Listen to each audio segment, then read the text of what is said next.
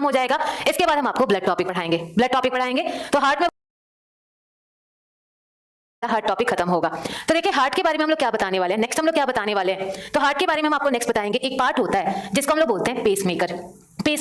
और ये क्वेश्चन कई बार पूछा जा चुका है, इसलिए इसके बारे में हम आपको बताएंगे। आपका पेसमेकर क्या होता है, पेसमेकर कहाँ लगता है, इन सब के बारे में डिस्कस किया जाएगा। तो चलिए देखिए व्हाट इज पेसमेकर। पेसमेकर होता क्या है, पेसमेकर आपका क्या होगा।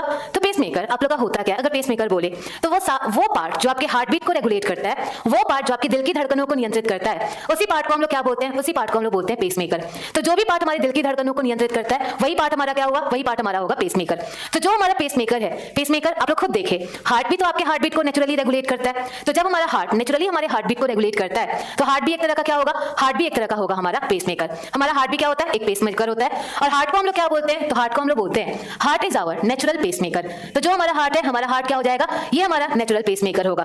तो ये तो हमारा नेचुरल पेसमेकर है। अब देखिए हमारा आर्टिफिशियल पेसमेकर क्या होगा। तो जब हम लोग, कई बार ऐसा होता है हमारा वेट बहुत ज्यादा हो जाने के कारण, बहुत ज्यादा वेट हो जाए, या फिर हम लोग बहुत ज्यादा स्ट्रेस ले ले, या फिर अगर हमारा एज जमल तो होगा नहीं, हमारा एबनॉर्मल होगा, तो इसी हार्ट बीट को रेगुलेट करने के लिए जो मशीन लगाई जाती है, उसी मशीन को हम लोग क्या बोलते हैं, पेसमेकर। उसी मशीन को हम लोग पेसमेकर बोलते हैं। आप लोग के पास जो भी क्वेश्चन है हम आपको लास्ट के 10 मिनट में बताएंगे, लास्ट के 10 मिनट में बताएंगे। अभी पहले जो पढ़ा रहे उस पर ध्यान दे, हम क्वेश्चन भी बताएंगे, सारे क्वेश्चन का आंसर देंगे, लेकिन पहले जो पढ़ाया जा रहा है उस पर ध्यान दे। पेसमेकर को हिंदी हम लोग पेसमेकर ही कहते हैं। तो चलिए देखिए, जब भी हमारा क्या बता रहे थे पेसमेकर के बारे में, तो जब हमारा एज बढ़ने लगे, जब हम ओल्ड एज में चले जाए, हमारा हार्ट क्या करता है, हमारा हार्ट काम करना कम करेगा, हमारी हार्ट बीट भी कम होगी। उसी टाइम हार्ट बीट को रेगुलेट करने के लिए जो मशीन लगाया जाएगा, वही मशीन हमारा क्या होगा, पेसमेकर। लेकिन यहां पर जो हमारा पेसमेकर होगा, ये हमारा पेसमेकर कैसा होगा, आर्टिफिशियल पेसमेकर। तो देखिए जो हमारा आर्टिफिशियल पेसमेकर है, आर्टिफिशियल पेसमेकर का मेन काम क्या हुआ, तो इसका मेन काम हुआ it regulates our heart beat. यह हमारे हृदय स्पंदन को नियंत्रित करता है। तो देखिए ये हमारे हृदय स्पंदन को नियंत्रित करता है, ये आपका आर्टिफिशियल है। तो आप लोग सोचते होंगे ये जो हमारा आर्टिफिशियल पेसमेकर है, ये हार्ट के कौन से पार्ट में लगाया जाता होगा, कहीं ना कहीं तो ये लगाया जाता होगा। तो चलिए देखिए आप लोग के हार्ट के कौन से पार्ट में ये पेसमेकर लगाया जाता होगा। तो यहां से हम आपको बताना चाहेंगे, जो हमारा हार्ट था, ऑलरेडी आप लोग को बता चुके हैं, हार्ट्स के कितने पार्ट थे, हार्ट्स को कितने पार्ट्स में डिवाइड किया गया था, 4 पार्ट में डिवाइड किया गया था। और 4 पार्ट में जो डिवाइड किया गया था उसको हम लोग क्या बोलते हैं, चैम्बर्स बोलते हैं, कोष्ठक बोलते हैं। तो जो भी हम लोग 4 पार्ट में डिवाइड करते हैं, यही हमारा क्या होता है, यही हमारा पार्ट होता है। 4 चैम्बर्स थे और चारों चैम्बर्स का हमने नाम बता दिया था। और क्या क्या नाम बताया था, तो वो सारे नाम बता दिया गया था, दायां आलिन, बायां आलिन, ये सारा आप लोग को बता दिया गया था। अब देखिए यहाँ पर आप लोग को कपाट वगैरह, वॉल्व वगैरह भी बता दिया गया था। तो अब हम क्या बताना चाह रहे हैं, इस पार्ट में क्या बताना चाह रहे हैं, तो यहाँ पर ध्यान दे, ये जो हमारा पूरा डायग्राम है, ये जो हमारा पूरा हार्ट का डायग्राम है, इसमें एक लाइन है, ये जो हमारी लाइन है, ये पूरी जो लाइन है, इस लाइन को हम लोग डिनोट कर दे रहे हैं AB से, इसको AB से डिनोट कर दे रहे हैं। और ये जो हमारा AB लाइन है, इस AB लाइन को हम लोग कहते क्या है, इस AB लाइन का आपका नाम क्या होता है, तो इस AB लाइन को हम लोग कहते हैं सेप्टम जोड़। तो जो भी हमारा AB लाइन है, जो हमारे लेफ्ट और राइट दोनों पार्ट को जोड़ रहा है, इसी पार्ट को हम लोग क्या बोल देंगे, इस पार्ट को सेप्टम बोलते हैं, जोड़ बोलते हैं। तो आप लोग खुद देखिए, ये जो हमारा जोड़ है, जोड़ एक तरह का होना चाहिए कि जोड़ 2 तरह का होना चाहिए, जोड़ 2 तरह का होना चाहिए। और जोड़ हमारा 2 तरह का कौन सा होगा, तो यहां पर एक बीच में पॉइंट ले लेते हैं C, बीच में पॉइंट C ले लेते हैं। तो एक आपका A to C, A और C वाला जो आपका लाइन है, ये किसको जोड़ेगा, दोनों आलिंद को जोड़ेगा। दूसरा हमारा कौन सा लाइन है, C और B लाइन है। और ये जो C और B लाइन है, ये दोनों क्या करेगा, ये दोनों निलय को जोड़ेगा। तो हमारे 2 लाइन है, और ये 2 लाइन क्या कर रहे हैं, 2 लाइन दोनों आलिंद और दोनों निलय को जोड़ रहे हैं। तो देखिए ये जो हमारा सेप्टम है, ये जो हमारा सेप्टम जो था, इस सेप्टम को हम लोग 2 पार्ट्स में डिवाइड करते हैं। जो जोड़ है, जोड़ हमारा 2 तरह का होगा। और 2 तरह का हमारे कौन कौन से होंगे, तो चलिए देखिए, पहला जो हमारा नोड होगा, पहला जो हमारा ये जो पार्ट है, जो हमारा A to C पार्ट है, A to C पार्ट को हम लोग क्या बोलते हैं, इसको हम लोग बोलते हैं ऐसे नोड। तो जो भी हमारा A to C पार्ट है, इसको हम लोग बोले ऐसे नोड। जबकि जो हमारा C to B पार्ट है, ये जो हमारा C to B लाइन है, इस C to B लाइन को हम लोग क्या बोलते हैं, AV नोड। तो जो भी हमारा ये पार्ट है, इसको हमने 2 पार्ट्स में डिवाइड किया, और 2 पार्ट हमारा क्या हो गया, एक हो गया ऐसे नोड, और दूसरा हमारा कौन सा हो गया, AV नोड। तो चलिए देखिए, ऐसे नोड और AV नोड, इन दोनों को क्या इसका फुल फॉर्म होता है, तो जो हमारा ऐसे नोड है, ऐसे नोड का फुल फॉर्म होता है साइनो ऑरिकल नोड। और साइनो ऑरिकल नोड को हम लोग हिंदी में क्या बोलते हैं, दोनों आलिंद का जोड़। तो जो हमारा ऐसे नोड है, ये हो गया हमारा दोनों आलिंद का जोड़, ऐसे नोड साइनो ऑरिकल नोड। जबकि जो हमारा एवी नोड है, एवी नोड को हम लोग क्या बोल देते हैं? एवी नोड को हम लोग बोल देते हैं एंटीरियो वेंट्रिकल नोड।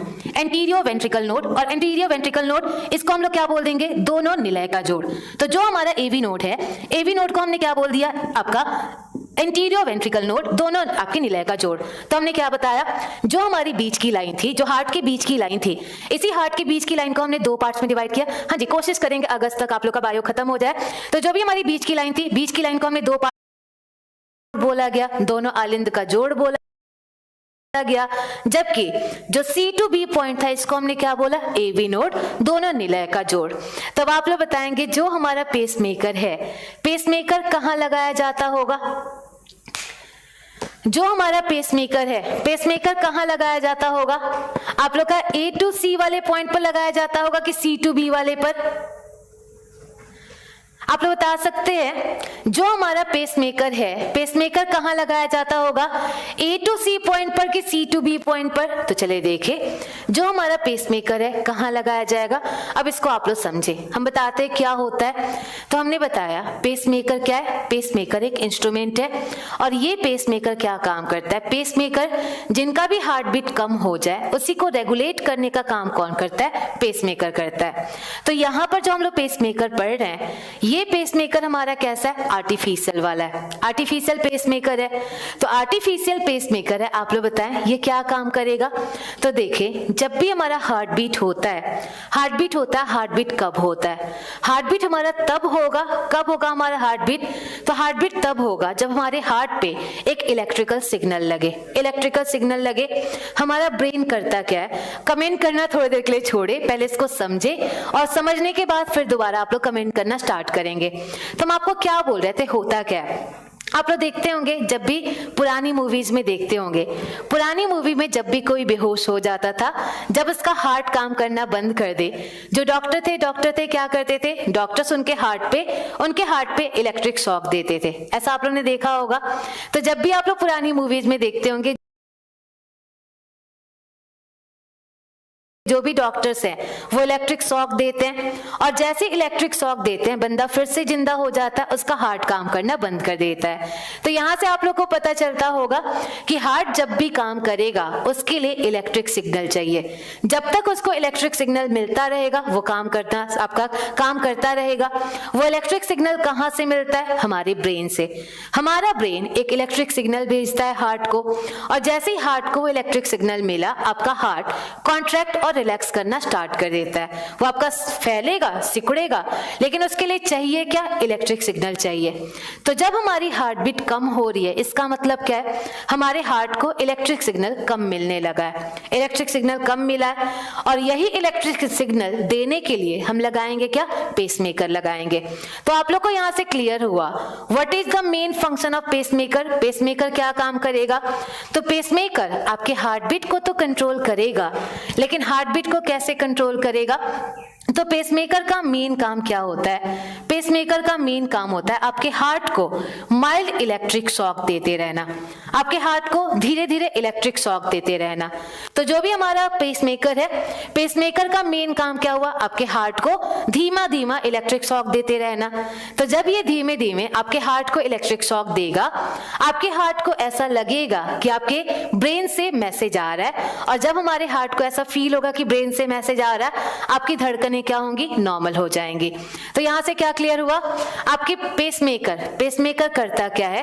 तो आपके ब्रेन में इलेक्ट्रिक सिग्नल कैसे आता है? हमारा ब्रेन खुद में कंप्यूटर है और ये सारे सिग्नल जनरेट कर सकता है। हम आपको जब ब्रेन पढ़ाएंगे उस टाइम बताएंगे न्यूरॉन कैसे हमारे इलेक्ट्रिक सिग्नल को जनरेट करते हैं, वो सारा आप लोग को बताया जाएंगे। तो चलिए देखें, इसका मेन काम क्या हुआ? हार्ट को इलेक्ट्रिक शॉक देना और जैसे ही शॉक मिला, आपके हार्ट को लगेगा कि आपका इलेक्ट्रिक सिग्नल मिल रहा है और आपका हार्ट नॉर्मल काम करने लगेगा। तब आप लोग सोच रहे होंगे ये क्या होता होगा? आपका ये शॉक दे रहा है, इलेक्ट्रिक शॉक दे रहा है और जब ये इलेक्ट्रिक शॉक दे रहा है तो ये कोई ना कोई आपका इलेक्ट्रोड होना चाहिए कि नहीं होना चाहिए? जब ये इलेक्ट्रिक शॉक दे रहा है तो कोई ना कोई बैटरी तो होगा ही होगा। तो देखिए, जो हमारा पेसमेकर होता है, हमारा पेसमेकर किससे मिलकर बना होता है? तो जो हमारा पेसमेकर है, पेसमेकर आप लोग का इलेक्ट्रोड से मिलकर बना होगा। और ये कौन से इलेक्ट्रोड से मिलकर बना होगा? Lithium electrode, lithium electrode. तो जो हमारा पेसमेकर है, पेसमेकर में इलेक्ट्रोड पाया जाएगा। और इलेक्ट्रोड हमारा कौन सा इलेक्ट्रोड पाया जाएगा? तो यहाँ पर इलेक्ट्रोड हमारा कौन सा होगा? Lithium electrode, lithium electrode. तो देखिए होता क्या है, अब आप लोग सोचे ये खुद एक बैटरी है। पेसमेकर क्या है? एक बैटरी है। आपने क्या किया? पेसमेकर को अपने हार्ट में लगा दिया। जब ये बैटरी है, इसका चार्ज भी तो खत्म होता होगा। जब ये बैटरी है, बैटरी का चार्ज भी तो खत्म होता होगा। और जब बैटरी का चार्ज खत्म होगा, हम लोग पेसमेकर को कैसे चार्ज करेंगे? आप लोग बताइए, पेसमेकर को हम लोग कैसे चार्ज करेंगे? तो जब हमारे पेसमेकर का चार्ज खत्म हो जाएगा, क्या हम लोग उसमें से स्विच निकालेंगे, प्लग में लगा देंगे, आधे घंटे बैठकर चार्ज हो जाएगा, फिर इसको हार्ट में रख लेंगे? ऐसे ही करते होंगे, ऐसे ही करते होंगे ना। आधे घंटे चार्ज में लगा दिया, उसकी प्लग निकालकर हमने चार्ज में लगा दिया, आधे घंटे बैठे, हमारा इलेक्ट्रोड क्या हो गया? इलेक्ट्रोड सिंपली बैटरी समझ लीजिए। विपिन, इलेक्ट्रोड को सिंपली ये समझ लीजिए वो बैटरी होता है, बैटरी होता है। और वो बैटरी किसका मिलकर बना होता है? लिथियम का, लिथियम का मिलकर बना होता है। तो ऐसा ही होता होगा ना, जिन लोग के भी हार्ट में पेसमेकर लगता होगा, वो पेसमेकर को क्या करते होंगे? चार्ज में लगा देते होंगे। ऐसा बिल्कुल नहीं होगा, ऐसा नहीं होगा। इसका मतलब उसमें ऑलरेडी बैटरी लगी होती होगी, और वो बैटरी नहीं, उस बैटरी का कोई ना कोई लाइफ होता होगा। तो चलिए देखें। अच्छा, फिर से नया लगेगा? बिल्कुल हाँ, चार्ज होगा, लेकिन चार्ज होने के लिए उसको हम लोग किसी प्लग में नहीं लगाएंगे। तो क्या करेंगे? तो देखिए, जो हमारा पेसमेकर होता है, पेसमेकर खुद दो पार्ट से मिलकर बना होता है, खुद दो पार्ट से मिलकर बना होता है। और दो पार्ट हमारा कौन कौन से मिलकर बना होता है? तो यहाँ पर दो पार्ट, हमारा पहला जो पार्ट होगा वो मेन इंस्ट्रूमेंट ही होगा। और वो मेन इंस्ट्रूमेंट हमारा कौन सा होगा? पेसमेकर। पहला इंस्ट्रूमेंट ही होगा, पेसमेकर ही होगा। जबकि दूसरा हमारा जो यहाँ पे पार्ट पाया जाता है वो होता है पेस सेटर, पेस सेटर। और पेस सेटर जो होता है, पेस सेटर हमारा होता क्या है? तो पेस सेटर हमारा बैटरी होता है। तो एक हमारा इंस्ट्रूमेंट होगा, एक इंस्ट्रूमेंट होगा, जबकि दूसरा हमारा क्या होगा? बैटरी होगा, बैटरी होगा। तो जो हमारा पेसमेकर है, पेसमेकर एक पार्ट से नहीं मिलकर दो पार्ट से मिलकर बना होता है। और ये दो पार्ट हमारे कौन कौन से हुए? तो एक हमारा पेसमेकर जो हार्ट बीट को रेगुलेट करेगा, दूसरा हमारा क्या होगा? Pace setter. और ये पेस सेटर एक बैटरी है, इसकी एक लाइफ स्पैन होती है अप्रॉक्स 30 साल की इसकी लाइफ स्पैन होती है। 30 साल के बाद इसको रिप्लेस कराना पड़ता है। तो यहाँ से पेसमेकर, इसका जिसका हिंदी है, हिंदी हम बता दे रहे हैं, जिसका हिंदी नहीं होगा उसका हिंदी आप लोग को यही पढ़ना होगा। तो ये क्या हो गया? एक पेसमेकर, दूसरा क्या हो गया? Pace setter. तो अब देखा जाए हमारा पेसमेकर कहाँ लगाया जाता होगा, पेस सेटर कहाँ लगाया जाता होगा। तो जो हमारा पेसमेकर है, पेसमेकर इस पॉइंट पर लगाते हैं, इस पॉइंट पे पेसमेकर लगाते हैं। तो जब यहाँ पे पेसमेकर लगाते हैं, मतलब ये कौन सा नोड होगा? ये हमारा कौन सा नोड होगा? हाँ जी, जब हमारा माइंड इलेक्ट्रिक सिग्नल बंद कर दे, देना बंद कर दे या कम कर दे, उस टाइम हम लोग पेसमेकर को लगाते हैं। तो चलिए बताइए, अगर आप लोग से पूछे, अभी हमने बता दिया यहाँ पर पेसमेकर लगता है और पेसमेकर यहाँ पर लगता है, मतलब ये कौन सा पॉइंट होगा? तो ये हमारा पॉइंट कौन सा होगा? SA node, SA node. जबकि जो हमारी बैटरी है, बैटरी कहाँ पर लगती है? इस वाले पॉइंट पर, और इस वाले पॉइंट पर लगती है, मतलब ये हमारा कौन सा हो जाएगा? AV node, AV node. तो जब भी आप लोग से पूछा जाए पेसमेकर कहां पर लगता है, पेसमेकर कहां पर लगता है, तो आप लोग क्या आंसर देंगे? SA AV node, SA AV node. SA पर हमारा क्या लगेगा? Midway of SA। ये खुद ही आपका, हाँ जी बिल्कुल, आपका यहीं पर क्या लगेगा? यहीं पर पेसमेकर लगेगा और यहाँ पर हमारा क्या लगेगा? पेस सेटर लगेगा। तो इसका हिंदी में भी यही नाम होता है, इसको हिंदी में भी पेसमेकर और पेस सेटर ही बोला जाता है। तब आप लोग बता सकते हैं आपका पेसमेकर कहाँ लगेगा? SA AV node. अगर दोनों ऑप्शन हो, दोनों ऑप्शन हो, हम लोग क्या आंसर देंगे? SA AV node.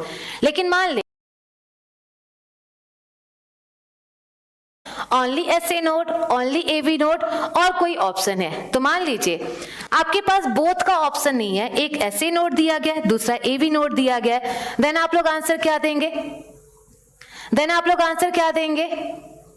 इसका कॉस्ट, इसका कॉस्ट हमें नहीं पता है कितना होता है, उसमें भी हमारा आर्टिफिशियल, रोबोट में भी आर्टिफिशियल, उसमें हार्ट नहीं होता है, हार्ट की तरह का एक पार्ट लगाया जाता है जो हमारे हार्ट बीट को रेगुलेट करता है, उसे आर्टिफिशियल हार्ट बोला जाता है।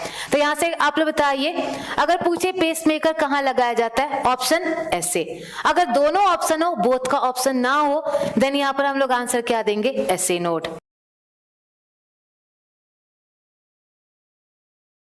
पेसमेकर क्या हुआ, तो पेसमेकर हमारा एक इंस्ट्रूमेंट है जो लिथियम के इलेक्ट्रोड से मिलकर बना होता है, लिथियम के इलेक्ट्रोड से मिलकर बना होता है। इसका मेन काम क्या होता है, आपके हार्ट को धीमे धीमे इलेक्ट्रिक शॉक देकर आपके हार्ट बीट को रेगुलेट करना, ये इसका काम होता है। तो जो हमारा पेसमेकर है, पेसमेकर दो भागों में डिवाइडेड होता है, और दो भाग में कौन कौन से डिवाइडेड होता है,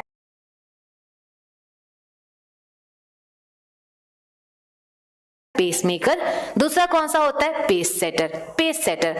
पेसमेकर का मेन काम क्या है, तो पेसमेकर का काम है आपके सिंपली हार्ट बीट को रेगुलेट करना, जबकि आपके पेस सेटर का काम क्या है, बैटरी आपका रेगुलेट करना। जो पेसमेकर है वो ऐसे नोड पर लगा होता है, जबकि जो हमारा पेस सेटर है वो एवी नोड पे लगा होता है। लेकिन अगर एक आंसर देना हो, एक आंसर, तो एक आंसर हम लोग क्या देंगे, ऐसे नोड।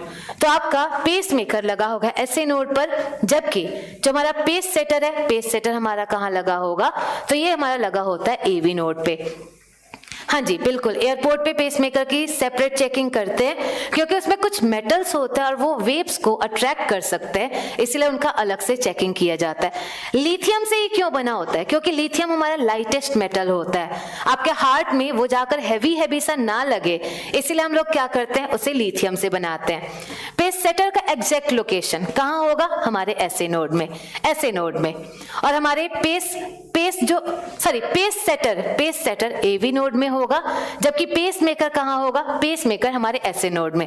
जब पेसमेकर लगाया जाता है, बिल्कुल अगर देखें हमारा पेसमेकर, हार्ट को ही हम लोग नेचुरल पेसमेकर बोलते हैं। ऐसा क्यों बोलते हैं, क्योंकि हार्ट हमारा नॉर्मली हमारे हार्ट बीट को रेगुलेट करता है, इसीलिए हम लोग क्या बोलते हैं, नेचुरल पेसमेकर।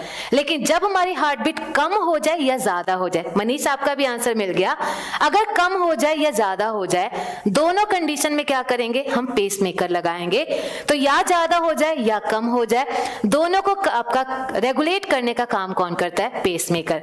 तो यहां से क्या क्या आप लोग का क्वेश्चन पूछा जाता है, सबसे पहला, पेसमेकर में कौन सी बैटरी यूज की जाती है, तो चलिए बताइए पेसमेकर में कौन सी बैटरी यूज की जाती है। तो पेसमेकर में कौन सी बैटरी यूज करेंगे, आपका लिथियम की बैटरी यूज करेंगे। सेकंड क्वेश्चन आप लोग से पूछा जाए, पेसमेकर का मेन काम क्या है, तो पेसमेकर का मेन काम क्या हुआ, आपके हार्ट बीट को रेगुलेट करना। हाँ, सिर्फ पेस सेटर पूछे तो एवी नोड आंसर देंगे, जब भी सिर्फ आपका पेस सेटर पूछे देन हमारा क्या हो जाएगा, एवी नोड। रिप्लेस करेंगे हम, जब भी हमारा पेसमेकर की लाइफ खत्म हो जाए देन हम उसे चार्ज नहीं करते, उसे हम लोग रिप्लेस करते हैं। थर्ड अगर पूछे पेसमेकर का लोकेशन कहाँ होगा, तो पेसमेकर हमारे हार्ट के कौन से पार्ट में होगा, तो पेसमेकर हमारे हार्ट के कौन से पार्ट में होगा, ऐसे नोड में। जबकि लास्टली पूछे हमारा पेस सेटर कहाँ पर होगा, तो पेस सेटर कहाँ पर होगा, पेस सेटर हमारा होगा कौन से पार्ट में, आप लोग का एवी नोड में। तो इतना आप लोग को याद करना काफी है, और यही हमारा हो गया पेसमेकर के बारे में।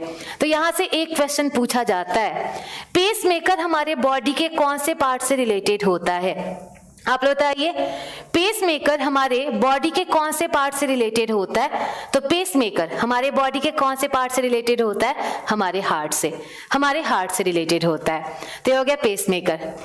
अचानक काम करना बंद कर दे तो फिर उस टाइम सर्जरी करवाया जाता है।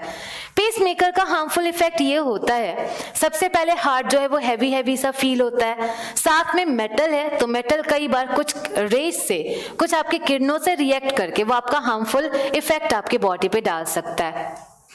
तो ये था हमारा पेसमेकर के बारे में। क्लियर हुआ, पेसमेकर क्लियर हुआ। तो ये था हमारा पेसमेकर। बस इतना पार्ट आप लोग के पेसमेकर के बारे में याद रखना है और ये आप लोग का काफी रहेगा। यहाँ लिखा था आप लोग का एसए और एवी का फुल फॉर्म। एसए का full form sino auricular node, इसका फुल फॉर्म क्या होता है, एंटीरियो वेंट्रिकल नोड। चलिए अब नेक्स्ट देखें, और नेक्स्ट हम आपको क्या बताएंगे, तो नेक्स्ट जो पार्ट बताएंगे आपका सेकेंड लास्ट पार्ट बताएंगे, और नेक्स्ट पार्ट बताएंगे hole in the heart. Hole in the heart, दिल में छेद बीमारी।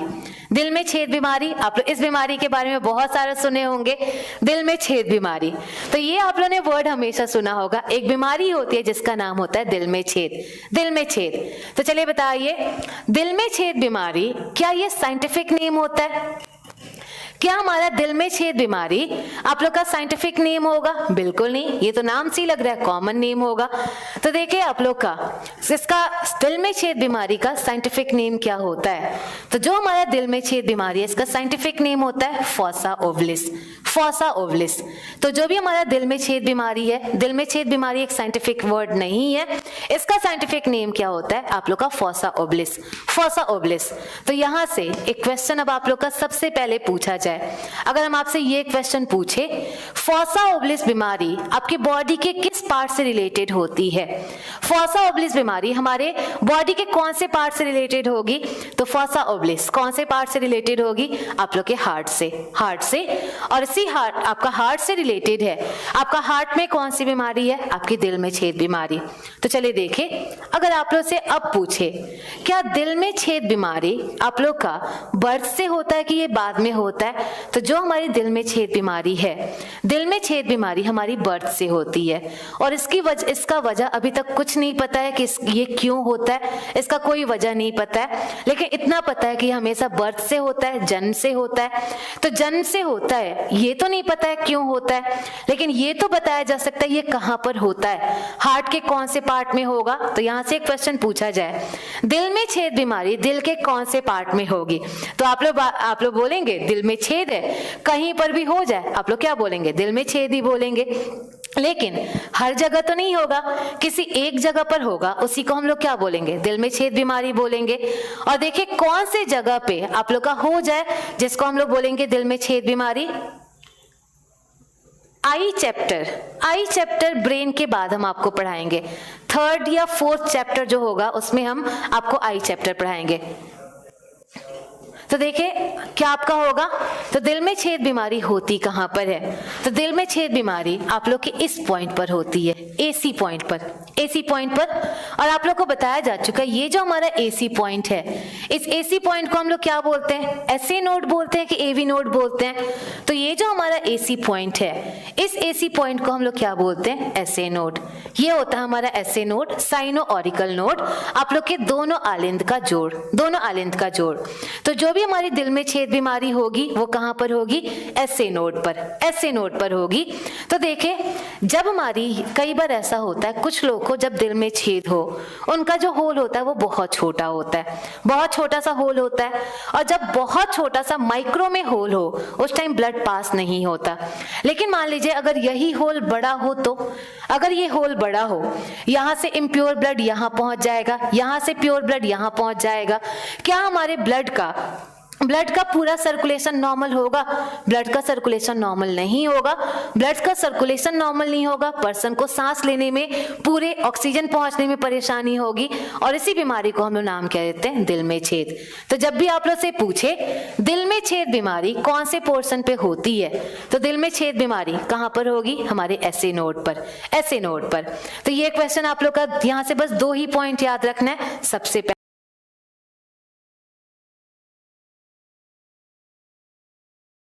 पहला, दिल में छेद बीमारी का साइंटिफिक नेम क्या होगा? फॉसा ओवलिस। फॉसा ओवलिस। आप लोग का दिल में छेद बीमारी कौन से पार्ट में होगी? एसए नोड में। तो क्या इसका इलाज है? इसका इलाज हो सकता है, बिल्कुल इसका इलाज है। इसको दवा से हम लोग नहीं सही करा सकते, इसके लिए सर्जरी होती है, और सर्जरी करके इसके होल को बंद किया जाता है, तब जाकर हमारा सर्कुलेशन नॉर्मल हो पाता है। तो यहां से बस यही 2 पॉइंट याद रखें, आपके लिए काफी है। ये लिखा नहीं जाएगा, क्या पूछ रहे हैं मनोज? नहीं समझ आ रहा है। ये लिखा नहीं जाएगा, क्या नहीं लिखा जाएगा? इलाज है, लेकिन इलाज मेनली सर्जरी है। नहीं, एथलीट को पेसमेकर की जरूरत नहीं है। एथलीट तो खुद जानबूझकर अपने हार्ट बीट को कम करवाते हैं ना, और जब वो जानबूझकर अपने हार्ट बीट को कम करवा रहे हैं, उनको हम लोग पेसमेकर क्यों देंगे? इससे क्या प्रॉब्लम होती है? दिल में छेद से क्या प्रॉब्लम होती है? इससे लोगों को सांस लेने में प्रॉब्लम होती है, बहुत सारी प्रॉब्लम होती है। एक बॉडी ने, इससे पूरी बॉडी पे आपका असर पड़ता है। नहीं, बाद में नहीं, ऐसा जनरली देखा गया कि दिल में छेद जो बीमारी है वो बचपन से ही होता है। ये बाद में ऐसा, बाद में वो बढ़ सकता है, लेकिन ऐसा नहीं है कि वो बचपन से ही होता है। हाँ, टाइम के साथ ये इंक्रीज डिक्रीज दोनों हो सकता है। हाँ जी, सबके मैसेज आ रहे हैं, मैसेज भी पढ़ रहे हैं, कमेंट भी पढ़ रहे हैं, आप लोग को आंसर भी दे रहे हैं। हो गया? हाँ जी बिल्कुल, दिल बाहर निकालना पड़ता होगा इसमें। तो ये हो गया हमारी दिल में छेद बीमारी। अब लास्ट आपको हार्ट अटैक के बारे में बताएंगे, और हार्ट अटैक के बारे में बताने के बारे में फाइनली हमारा हार्ट टॉपिक खत्म हो जाएगा। तो चलिए देखिए, आप लोग से पूछे, अगर आप लोग से पूछे what is the difference between heart attack and cardiac arrest, what is the difference between heart attack and cardiac arrest, heart attack और कार्डियक अरेस्ट में क्या अंतर होता है। एक क्वेश्चन आप लोग से पूछा जाए, what is the difference between heart attack and cardiac arrest, दोनों में क्या अंतर होता होगा। तो आप लोगों ने सुना होगा, कई बार ये वर्ड सुनते हैं कि लोगों को कार्डियक अरेस्ट आया और उसकी डेथ हो गई, ऐसा सुना होगा आप लोगों ने। हार्ट अटैक तो हम लोग हमेशा सुनते हैं। तो देखिए, आप लोग के हार्ट अटैक और आप लोग के कार्डियक अरेस्ट दोनों में क्या अंतर होता है। तो आप लोग एक तो इतना कमेंट करते हैं, जब कमेंट करते तो पढ़ाई पे कैसे आप लोग ध्यान दे देते होंगे। जब पढ़ाई, जब समझाए उस टाइम तो कम से कम आप लोग पढ़ाई पर ध्यान दे। तो चले, अच्छा बोथ आर सेम, बिल्कुल नहीं, बोथ आर नॉट सेम, दोनों सेम नहीं होते हैं। तो चलिए देखिए, जब दोनों सेम नहीं है तो क्या होगा। बिल्कुल, मेघा ने बिल्कुल सही आंसर दिया है कि कार्डियक अरेस्ट क्या होता है, हार्ट अटैक क्या होता है। तो हम बताते हैं हार्ट अटैक और कार्डियक अरेस्ट में क्या अंतर है। तो चाहे हमारा हार्ट अटैक हो, चाहे हमारा कार्डियक अरेस्ट हो, दोनों हमारा क्या है, दोनों हमारा कंडीशन है हार्ट फेल का। तो जब हमारा हार्ट काम करना बंद कर दे, जब हमारा हृदय काम करना बंद कर दे, हार्ट फेल हो जाए, इसी कंडीशन को हम लोग क्या बोलते हैं, इसी कंडीशन को हम लोग बोल सकते हैं हार्ट अटैक या कार्डियक अरेस्ट। तो दोनों देखें, तो दोनों हमारा क्या हुआ, दोनों हमारा एक कंडीशन हुआ सिंपली हार्ट फेल का। तो दोनों में क्या अंतर होगा, हार्ट अटैक क्या होगा, आपका कार्डियक अरेस्ट क्या होगा। तो देखिए हमारा होता क्या, हार्ट अटैक होता क्या है। तो आप लोग को पता है, हमारी जो ब्लड है, हमारी नसों में फ्लो करते हैं, ये हमारा ब्लड है, और ये ब्लड जो है, ये ब्लड क्या होगा, हमारे नसों में फ्लो करता है। तो जब हमारे ब्लड नसों में फ्लो हो रहा है, मान लीजिए क्या हो जाए, कई बार ऐसा होता है जब हमारी ब्लड नसों में फ्लो हो रहा है, हमारा बहुत ज्यादा स्ट्रेस के कारण या फैट बढ़ने के कारण, मान लीजिए हम लोग लगातार फैट खाते जा रहे हैं, तो जो भी हम लोग फैट खा रहे हैं, एक्स्ट्रा जो फैट होगा वो हमारे ब्लड में मिलेगा, ब्लड से वो कहाँ जाएगा, नसों में जाएगा। तो जैसे ही हमारा एक्स्ट्रा फैट नसों में जाता है, नसों में फैट इकट्ठा होने लगता है। तो जो भी हम लोग बहुत ज्यादा फैट खाते हैं, वो सारा फैट हमारे नसों में जाकर इकट्ठा होने लगता है। तो मान ले, जब हमारे नसों में फैट इकट्ठा हो जाए, क्या हमारा ये आपका, मान लीजिए ये पूरा फैट इकट्ठा हो गया नसों में, और जैसे ही नसों में आपका फैट इकट्ठा हुआ, क्या आपका ब्लड यहाँ नॉर्मल फ्लो कर पाएगा। आपका मैक्सिमम जो हार्ट का, जो मैक्सिमम जो आप लोग का वेन्स और आर्टरीज है, उसमें आपका फैट जम गया, क्या आपका ब्लड नॉर्मल फ्लो कर पाएगा। आपका यहीं पर आप लोग देख रहे हैं, पूरे नसों में फैट इकट्ठा हो गया है, क्या हमारा जो ये ब्लड है वो नॉर्मल फ्लो करेगा, नहीं करेगा। आपके ब्लड के फ्लो में क्या होगा, परेशानी आएगा, और जैसे ही आपके ब्लड के फ्लो में परेशानी आए, ये ब्लड वापस आपके हार्ट में जाने लगता है। मतलब यहाँ पे क्या हुआ, ब्लड का सर्कुलेशन नॉर्मल नहीं हुआ, ब्लड का परिसंचरण नॉर्मल नहीं हुआ, और ब्लड के परिसंचरण नॉर्मल ना होने के कारण जो आपका हार्ट एबनॉर्मल फंक्शन करता है, उसी को हम लोग क्या बोलते हैं, हार्ट अटैक। और कई बार इस एबनॉर्मल फंक्शन के कारण हार्ट का काम भी बंद हो जाता है, हार्ट की डेथ भी हो जाती है, हमारी भी डेथ हो जाती है। इसी कंडीशन को हम लोग क्या बोलते हैं, हार्ट फेल। तो सिंपली पूछे व्हाट इज हार्ट अटैक क्या हुआ, हार्ट अटैक हमारा क्या हुआ। तो हार्ट अटैक जब भी हमारे नसों में फैट वगैरह इकट्ठा होने के कारण हमारे सर्कुलेशन प्रॉब्लम होने लगे, हमारी परिसंचरण में समस्या आने लगे, इसके कारण जब हमारा हार्ट काम करना बंद कर दे, इसी कंडीशन को क्या बोलते हैं, हार्ट अटैक। तो क्लियर हुआ हार्ट अटैक क्या हुआ। तो हार्ट अटैक हमेशा किसके कारण होगा, सर्कुलेशन प्रॉब्लम के कारण, परिसंचरण में समस्या के कारण। तब आप लोग सोचते होंगे हार्ट अटैक तो ये हो गया, देन हमारा कार्डियक अरेस्ट क्या होगा, कार्डियक अरेस्ट क्या होता होगा। तो देखिए कार्डियक अरेस्ट क्या होगा, तो जब हमारी हार्ट बीट बहुत ज्यादा हो जाए या हार्ट बीट बहुत कम हो जाए। जैसे मान ले हम लोग जिम कर रहे हैं और जिम कर रहे हैं तो क्या हुआ, आप लोग का 120 नॉर्मल हार्ट बीट होना चाहिए, लेकिन 120 के बजाय आपकी हार्ट बीट 200 हो जाए, 200 पर मिनट हो जाए, वो नॉर्मल कंडीशन होगा कि एबनॉर्मल कंडीशन होगा? एबनॉर्मल कंडीशन होगा। तो जब भी हमारी हार्ट बीट बहुत ज्यादा हो जाए या बहुत कम हो जाए, इस कंडीशन में अगर हमारा हार्ट काम करना बंद कर दे, इस कंडीशन को हम लोग क्या बोलते हैं? Cardiac arrest. Cardiac arrest. तो कार्डियक अरेस्ट और आप लोग के हार्ट अटैक में क्या अंतर हुआ? तो जब हमारे सर्कुलेशन प्रॉब्लम आए, परिसंचरण में समस्या आए, उस कंडीशन को बोलते हैं हार्ट अटैक। आप लोग का दिल का दौरा पड़ गया। जबकि जब हमारे हार्ट बीट में प्रॉब्लम आए, आपके दिल की धड़कन में प्रॉब्लम आए, तो दिल की धड़कन में जो प्रॉब्लम आने से आप लोग का जो भी हार्ट काम करना बंद करता है, उसको हम लोग क्या बोलते हैं? Cardiac arrest. कार्डियक अरेस्ट बोलते हैं। तो आप लोग यहां से बता सकते कौन ज्यादा खतरनाक होगा, कौन ज्यादा आपका खतरनाक होना चाहिए? आप लोग का हार्ट अटैक ज्यादा हार्मफुल होना चाहिए कि आपका कार्डियक अरेस्ट? ज्यादा असर हमारा किससे पड़ेगा? तो यहां से देखिए ज्यादा असर किससे पड़ेगा, तो जो हमारा हार्ट अटैक है, हार्ट अटैक में पर्सन बच भी जाता है, इसमें पर्सन बच भी जाता है क्योंकि ये हमारा सर्कुलेशन प्रॉब्लम है। अगर हमारा सर्कुलेशन सही से नहीं हो रहा है, हम लोग हार्ट को पंप करें, हार्ट को थोड़ा सा दबाएं, तो आपका क्या हो सकता है? हार्ट अटैक को थोड़ी देर के लिए कंट्रोल किया जा सकता है। लेकिन जो हमारा कार्डियक अरेस्ट है, कार्डियक अरेस्ट एक ऐसा प्रॉब्लम है जिसमें पर्सन की तुरंत डेथ हो जाती है, within 10 to 15 minute person की डेथ हो जाती है। तो कार्डियक अरेस्ट ज्यादा खतरनाक है as compared to heart attack. Heart attack में पर्सन 2 से 3 बार बच भी सकता है, लेकिन कार्डियक अरेस्ट में पर्सन की तुरंत मौत हो जाती है क्योंकि उसमें आप लोग का घरेलू इलाज कोई नहीं होता। तो ये हार्ट बीट में प्रॉब्लम क्यों हो सकता है? बहुत सारे स्ट्रेस। अगर हम लोग बहुत ज्यादा स्ट्रेस ले, जैसे आप लोगों ने सुना होगा जब हमारा डीमोनेटाइजेशन हुआ था, उस टाइम बहुत सारे लोगों को हार्ट अटैक आया था, लेकिन डीमोनेटाइजेशन के टाइम लोगों को हार्ट अटैक नहीं आया था, कार्डियक अरेस्ट आया था। ऐसा क्यों? तो जब हमारा डीमोनेटाइजेशन का न्यूज चला टीवी पर, जिसके भी पास ब्लैक मनी बहुत ज्यादा था, उसको अचानक बहुत जल्दी स्ट्रेस आया। जैसे स्ट्रेस आया उसकी हार्ट बीट बहुत तेजी से बढ़ी, और जैसे ही हार्ट बीट बहुत तेजी से बढ़ी, पर्सन की क्या हो गई? डेथ हो गई। डेथ हो गई। तो जब भी हम लोग बहुत जल्दी, हमें कोई भी डर लगे या हम लोग स्ट्रेस ले, उस कंडीशन में हमें कार्डियक अरेस्ट हो जाता है। कई बार बहुत ज्यादा अल्कोहल लेने से भी हमें कार्डियक अरेस्ट हो जाता है। अल्कोहल ले ले या बहुत ज्यादा स्मोकिंग कर ले, उसकी वजह से भी हमें कार्डियक अरेस्ट हो सकता है। हार्ट बीट लो कब होता है? हार्ट बीट लो आप लोग का हार्ट बीट कम होना या ज्यादा होना, दोनों स्ट्रेस से ही रिलेटेड है। अगर स्ट्रेस कम ले या ज्यादा ले, इस दोनों कंडीशन में हमारे हार्ट बीट लो या आपका हाई दोनों हो सकते हैं। आपके अटैक को हार्ट स्ट्रोक भी कहते हैं। जो अटैक होता है इसी को हार्ट स्ट्रोक, आपको स्ट्रोक भी कहते हैं।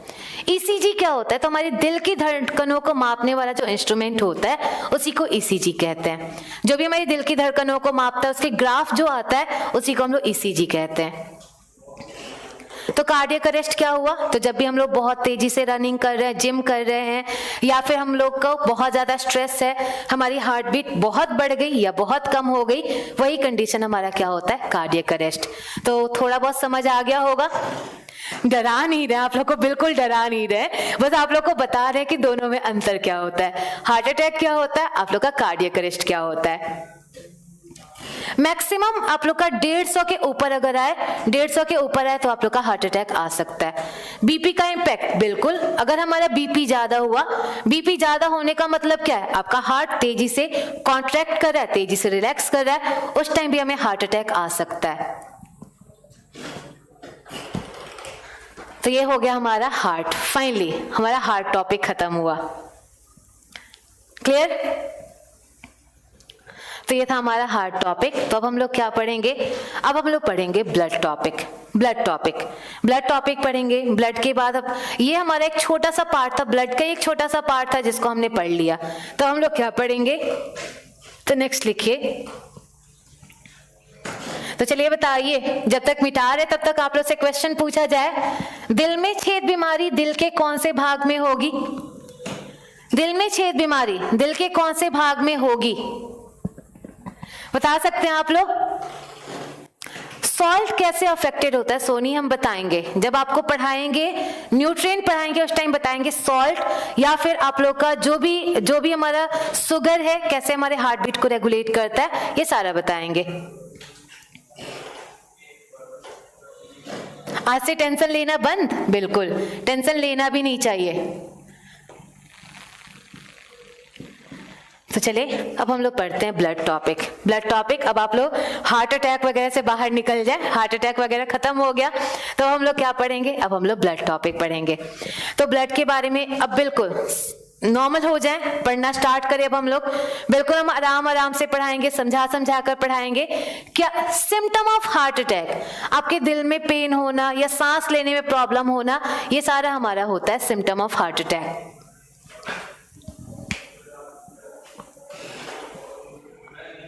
चले तो हम लोग पढ़ते हैं ब्लड टॉपिक। तो ब्लड, सबसे पहले क्वेश्चन पूछा जाए व्हाट इज ब्लड। ब्लड होता क्या है? तो देखिए हमारा ब्लड, खून आपका होता क्या है। तो आप लोग देखते होंगे अगर आपके सिर पे चोट लग जाए या आपके पैर पे चोट लग जाए, हर जगह से ब्लड निकलता है।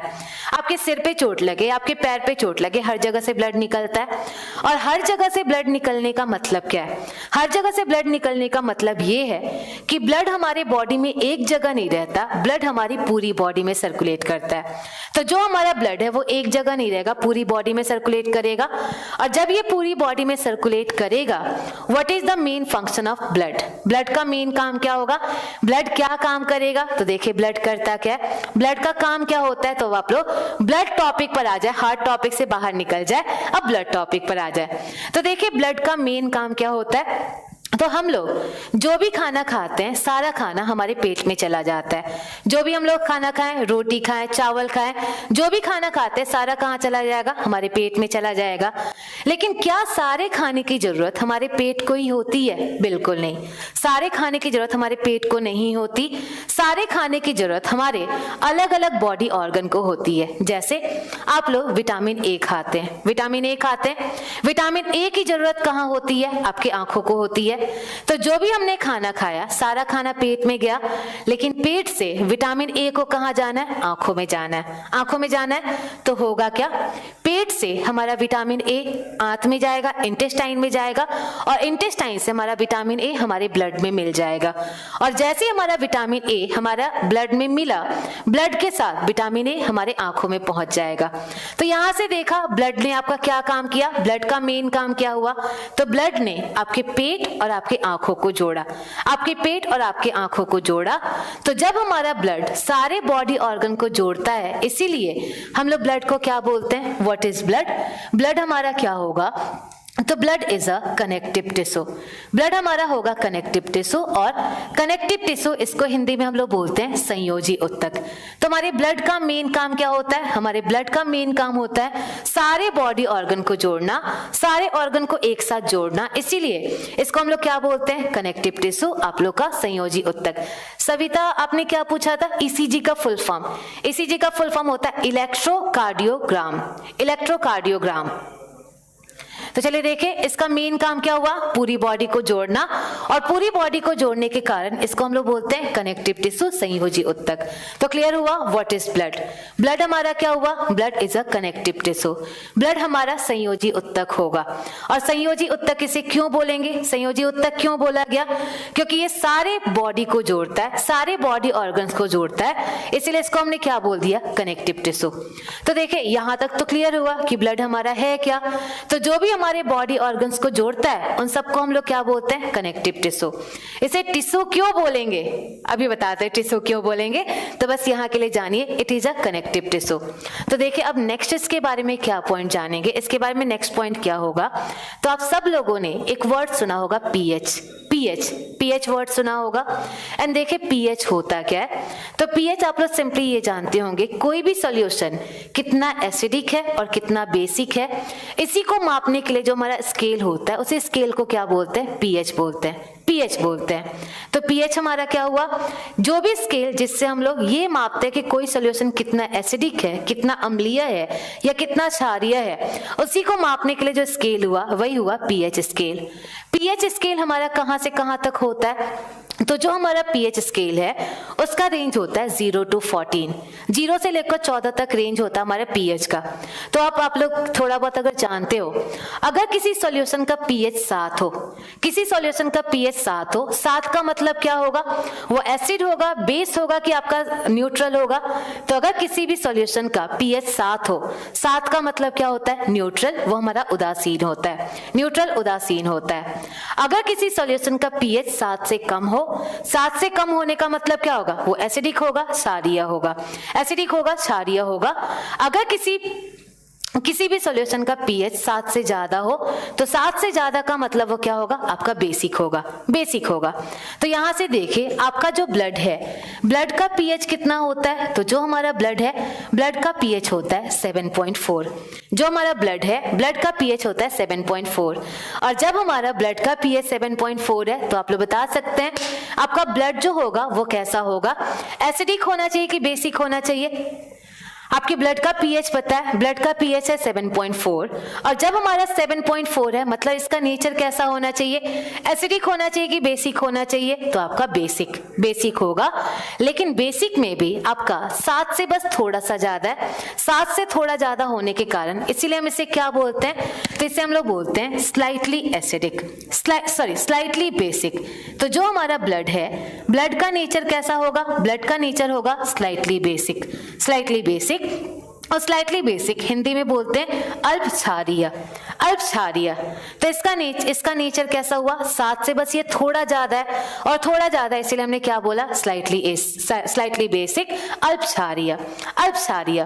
तो यहां से अब आप लोग का नेक्स्ट क्या पूछेंगे, नेक्स्ट क्वेश्चन क्या पूछेंगे, तो कई जगह ये लिखा जाता है इसका जो नेचर होता है, इसका नेचर होता है स्लाइटली एल्कलाइन। कई बुक्स में ये लिखा रहता है कि इसका नेचर जो होता है, इसका नेचर होता है slightly alkaline, slightly alkaline.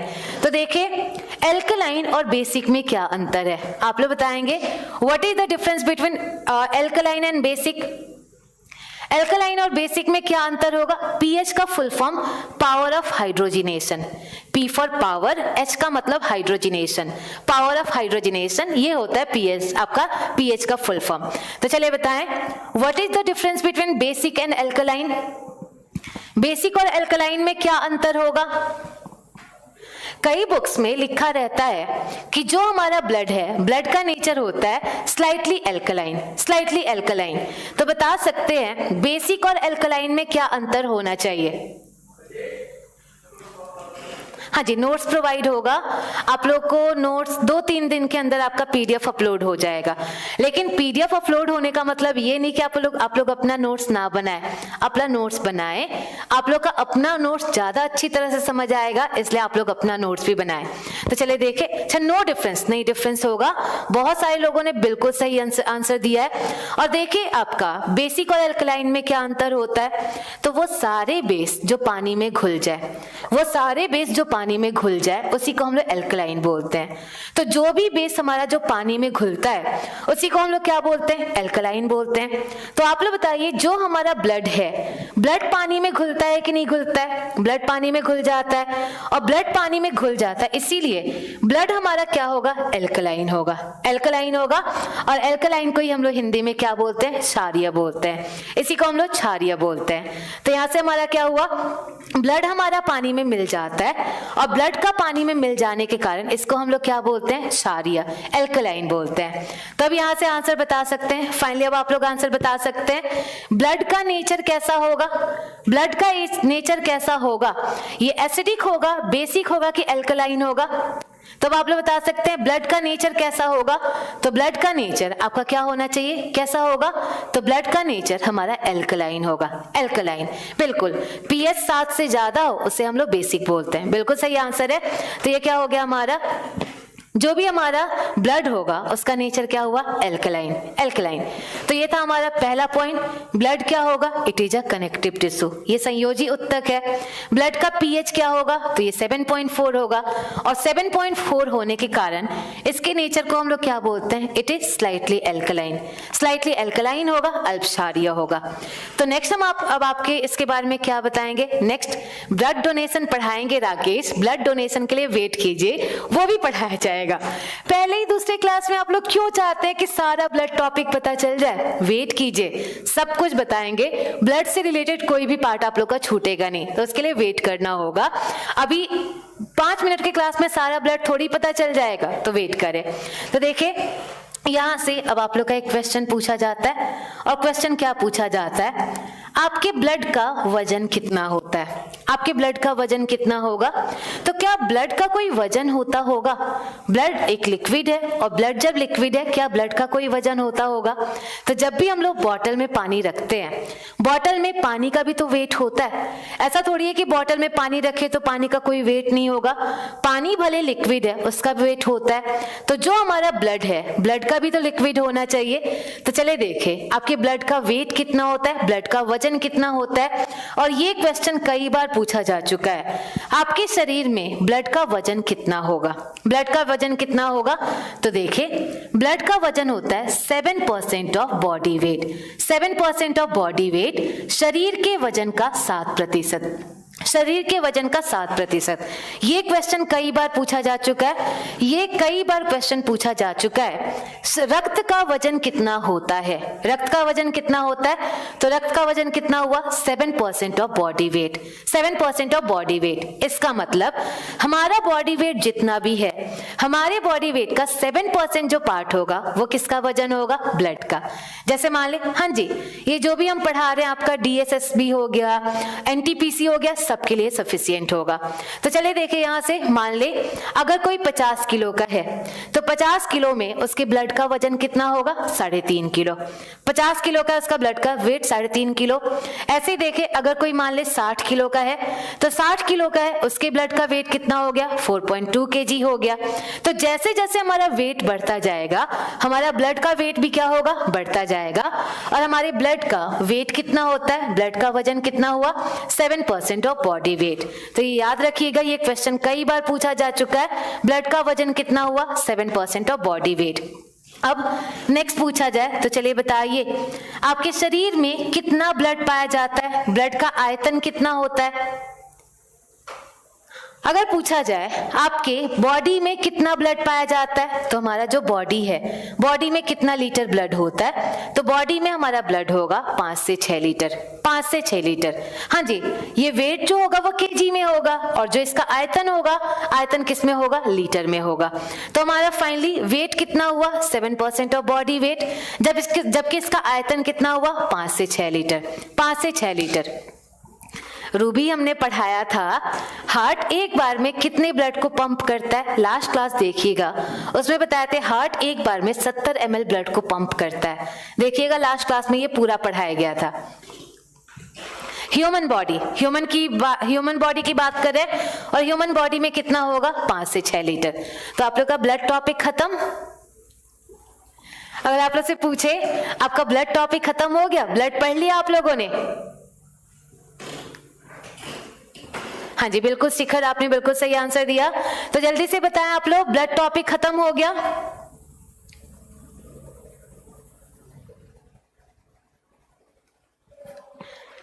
Blood topic खत्म?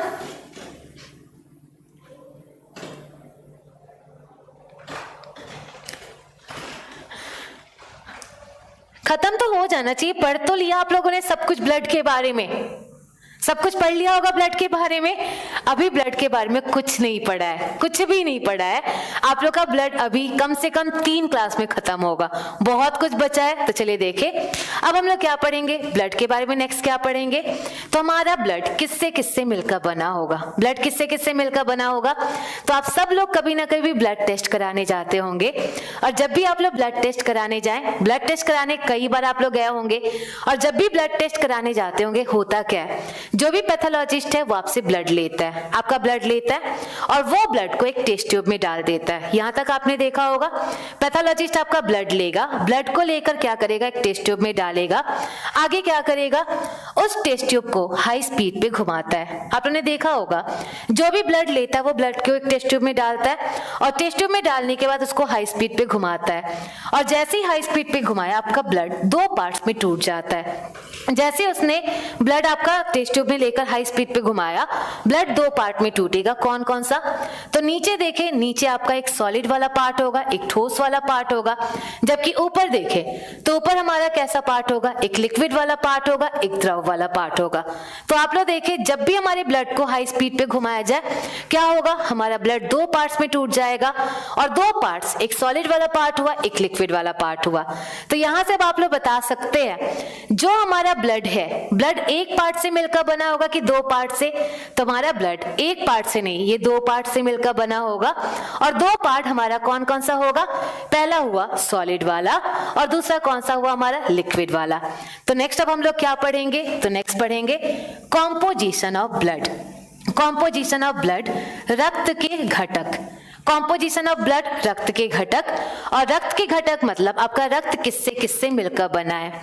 तो देखिए, जो हमारा ब्लड है, ब्लड मेनली दो पार्ट से मिलकर बना होगा। और दो पार्ट से कौन कौन से मिलकर बना होगा? तो पहला जो पार्ट होगा, पहला पार्ट कौन सा होगा? लिक्विड वाला होगा।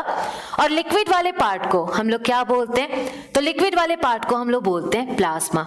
जो भी हमारा ब्लड का लिक्विड वाला पार्ट है, लिक्विड वाले पार्ट को हमने क्या बोल दिया? प्लाज्मा। इसका हिंदी नाम भी यही होता है, प्लाज्मा ही होता है। सेकंड देखिए, सेकंड हमारा कौन सा पार्ट होगा? तो सेकंड जो होगा, सेकंड हमारा कौन सा पार्ट होगा? सॉलिड वाला, ठोस वाला पार्ट होगा। और इस ठोस वाले पार्ट को हम लोग क्या बोलते हैं? तो जो हमारे ठोस वाले पार्ट है, इसको हम लोग बोलते हैं सेल्स या कॉर्पसल्स। सेल्स या कॉर्पसल्स, और हिंदी में बोले तो इसको हिंदी में हम लोग बोलते हैं कोशिका या कणिका। कोशिका या कणिका। तो जो भी हमारा ब्लड है, ब्लड को हमने दो पार्ट्स में डिवाइड किया, एक लिक्विड वाला पार्ट जिसको हमने क्या बोला? प्लाज्मा बोला। दूसरा हमारा कौन सा हुआ? दूसरा हमारा सॉलिड वाला पार्ट हुआ। और सॉलिड वाले पार्ट को हमने क्या बोल दिया? ये बोल दिया सेल्स और कॉर्पसल्स। तो जो हमारा लिक्विड वाला पार्ट है, लिक्विड वाले पार्ट का कलर कैसा होता है? इसका कलर होता है हल्का पीला, हल्का पीला येलो कलर का होता है। जबकि जो हमारा सॉलिड वाला पार्ट है, सॉलिड वाला पार्ट हमारा कैसा होगा? रेड कलर का होगा, ये हमारा लाल रंग का होगा। तो ये हो गया हमारा दो पार्ट्स में। चलिए टेस्ट ट्यूब को ऊपर कर दे, टेस्ट ट्यूब हटा ही दे रहे, तो टेस्ट ट्यूब को हमने हटा ही दिया। तो यहां से आप लोग को फाइनली पता चला हमारा ब्लड कितने पार्ट्स में मिलकर बना है? दो पार्ट से। और ये दो पार्ट, एक आप लोगों का सेल हो गया, दूसरा क्या हो गया? प्लाज्मा। प्लाज्मा हो गया। हाँ जी, इंजेक्शन आपके वेन्स में लगता है। तो देखिए, अब हम लोग क्या पढ़ेंगे? पहले हम लोग प्लाज्मा के बारे में पढ़ेंगे, फिर हम लोग सेल के बारे में पढ़ेंगे, फिर फाइनली हम लोग सेल का एक एक पार्ट पढ़ेंगे, आरबीसी पढ़ेंगे, डब्ल्यूबीसी पढ़ेंगे, ये सारा अलग अलग पढ़ेंगे। तो सबसे पहले आज का जो पार्ट है, ये हम लोग किसके बारे में पढ़ेंगे? प्लाज्मा के बारे में। प्लाज्मा के बारे में। और प्लाज्मा के बारे में क्या पढ़ेंगे? तो चलिए देखिए, सबसे पहले तो आप लोग बताएंगे, सब लोग बताएंगे।